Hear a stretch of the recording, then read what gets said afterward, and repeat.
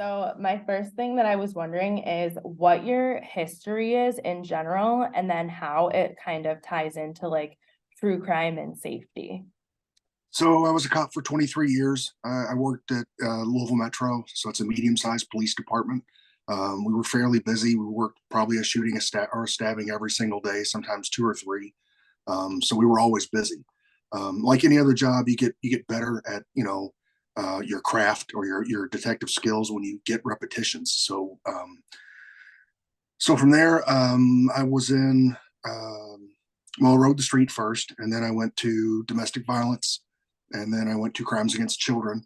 I worked on the Innocent Images task force with the FBI, and had some pretty decent cases out of that.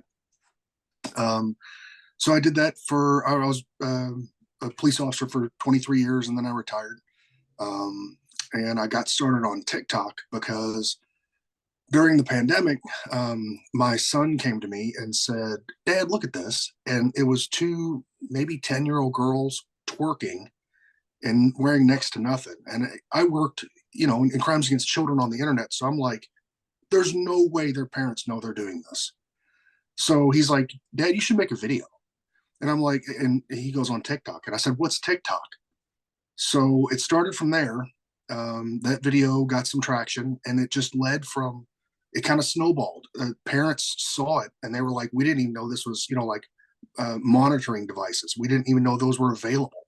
And I'm like, "Yeah, if you have a cell phone, you should have some kind of monitoring device on your kid's phone, because it's like sending them into a bar and being like, 'Good luck,' for exposing them to the world of the internet." Well, just like I just did a video on the ex-trooper that drove from Virginia all the way to Southern California, and he was catfishing, that young girl, and I guarantee you, her folks had no idea what she was doing online. So it kind of went from there, and one thing led to the next, and I have 1.2 million followers. So it happened quickly. That's Your son sounds like a good kid too for seeing that and telling you and Yes, caring about that. yeah, he's sharp. He's a good kid. I mean, I'm sure you've seen some stuff going from like domestic to child, like that sounds like a lot. I feel like you have to be very aware and just self-care. Like self-care probably was huge for you. They didn't tell us about PTSD when I first started, so you kind of had to figure it out on your own. And Yeah, by the tired, I had to seek help. So there's no shame in my game. I Um, love that. That's awesome. So what got you into doing the true crime podcasts? Was that before or after TikTok? that was after somebody. I kept getting the comment that people liked my narration voice, and that I would be perfect for doing true crime and stuff like that. So I just sat down and got on Wikipedia, and I was like, "What do you want to hear about?" So I get some odd requests, and I get a lot of requests for cases that are still open. And I have to tell people, look, I am straight up guessing. I don't have the case file. I don't know. I read what's in the paper just like you do, and I can infer some certain things, um, like, well, once again, the trooper who goes through the academy, which is a year long, with the probation period and all that, which is very stressful, and then just resigns. There's something to that. There's something that stinks about that case. And the Virginia gave a very tailored answer, I think, on we didn't see anything wrong with him, and I'm like, yeah, but did he just resign because he wanted to, or was he asked to leave? There's something there, but I don't get paid to be nosy anymore. Somebody else. So the other question I had was about what made you want to come to TikTok, but you just said your son and the things you were seeing. And yeah, it's crazy how many young kids are on the app and their parents probably don't even know that they have it.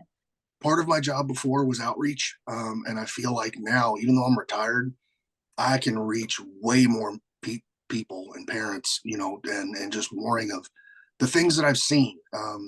It's mainly a lot of my stuff when I talk about women's safety and things like that.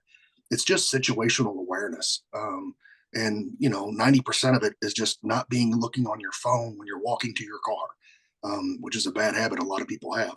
But and just paying attention to things that are around you, and always carry pepper spray. I gotta get pepper spray. I don't have any, but I do as soon as I get in my car, I hit the lock button immediately Yeah, out of habit. So yeah, like I'll do it and lock people out who are getting in the car with me and be like, oops, sorry, you're gonna have to let them in. yeah. It's a good habit to have. And then my other question was, has anyone ever reached out to you and told you that your videos have helped them or saved them or benefited them? I get that every now and then somebody will be so kind, and they can get me on Instagram. TikTok is so big. I get so many messages. They kind of get lost in the fray, but they can get me on Instagram pretty easily. And I get people that give me real life scenarios, real life situations where, gosh, a lot of them are pretty intense, but they have to do with child safety and women's safety and things like that. And that means the world. I always tell people, the biggest compliment that I get is when a parent says, I shared your safety tip with my children. And that means the world to me. That's awesome. I love that.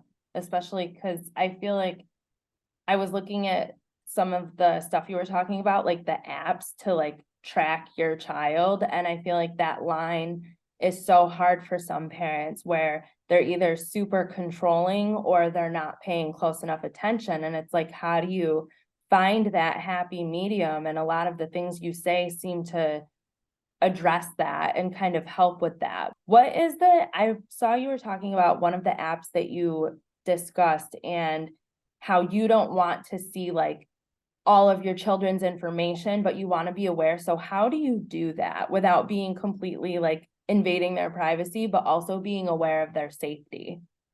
It's an app called Bark, and I've worked with them for a while. I use Bark, and that's almost anybody that I work with. I use their product. I don't just like do it for the money or whatever. I actually think it's a good product, and people should use it. But Bark has their own system set up.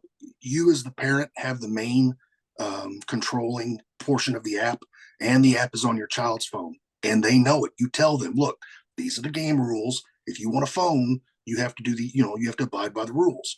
Um, and I don't want to know, like my son sends thousands of text messages, and I don't want to read. I don't want to be all in his business. I don't have the time for that.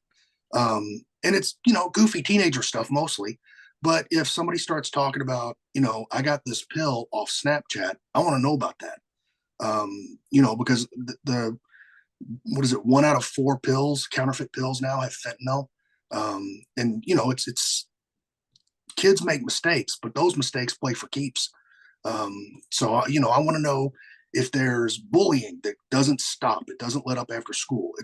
Bullying when I was in school stopped when you got home. But now kids have 24/7 access to your child because of the phone, and they get other kids to jump in that may or may not even know your child. So things like that. I want to know about the big stuff. And Bark has their algorithm squared away, and I only get notifications on stuff that I really need to worry about. And 9 times out of 10, it's not something that that's any big deal or whatever, but just in case. So does it like, can you put in like keywords so it notifies you? Yes. Okay, because I was gonna say, how do you sift through thousands of messages for one topic? Oh no, the computer does that. The Bark does that for you. Like they stay on top of all the slang. Like I don't know if you know, but like icons, the emojis mean certain things. And if you get an emoji for a bowl of spaghetti, it means nudes. Oh, like noodles. That's awful. Oh my God, I did not know that. I wouldn't have known. So it's just all that kind of stuff. Like they stay on top of it. And I don't want to say I don't have to, but I don't have to stay on top of it because as much. Like I said, with the catfishing thing that's in the news now, that's how child predators operate, and they pose as children, and they're good at it. Um, and to a kid, and it'd be hard for an adult to catch that, but for a kid to catch it, it's not their responsibility. So Right. And I like that you said that before. It's not your kid's responsibility, it's yours as their parent to watch what they're doing. Yeah. And then my last question, because it's the one that drew me to you, is about the Idaho murders. You've said a couple things that piqued my interest. So one of the things was that he will get caught, or she, we don't know, but they will get caught because they left a mess. And I can't remember if it was you that said it, but did you say that you think that the murderer knew them? Yes. My other question is, have you seen the footage about, or everyone's accusing the neighbor now? So with the neighbor, do you have any opinions on that? I think the department, there was just a statement made by the department that they're not sure it's just one person. They're kind of walking it back a little bit. And I think that is all. What we would do is if we had a suspect and we were pretty sure it was the person, they have a mountain of evidence they have to go through, and they have to be methodical because you only get one shot. Because double jeopardy and all that. They don't want to tip their hand, so they have a lot of resources. They got the state police and the FBI helping them, which is great. For me, if I submitted DNA evidence on a case, it'd take a year to get it back. So yeah. Uh, Wow. Now, if I had a suspect, I could submit the suspect, and I might get it back in a few months. So yeah. So I think what they're trying to do is they have a good idea of who their suspect is. They're trying not to spook them because that person's going to be in the wind. And when they do interview them, they want to be, well, like me, I want to have a stack of evidence. So there's nowhere that person can lie. And, I could show them, look, this is the evidence. Um, and it just helps because when you have a capital murder case like that, a jury wants to hear the person say they did it. Just like with crimes against children, most juries don't understand how a grown man can be attracted to like a 3-year-old. They want to hear the bad guy say it. So that was my job in a confession, is trying to get the truth out of that person.